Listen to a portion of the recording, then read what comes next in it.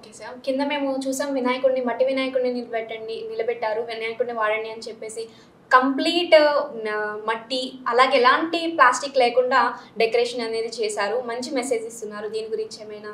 తప్పకుండా అండి. ఇదంటే పర్యావరణాన్ని రక్షించాలనే ఉద్దేశంతో మా అధ్యక్షులు ఉప ముఖ్యమంత్రి పవన్ కళ్యాణ్ గారు ఉంటారు. వారి ఆలోచనకు అనుగుణంగా వారితో పంపబడిన వారు దీన్ని రూపుదిద్దారు.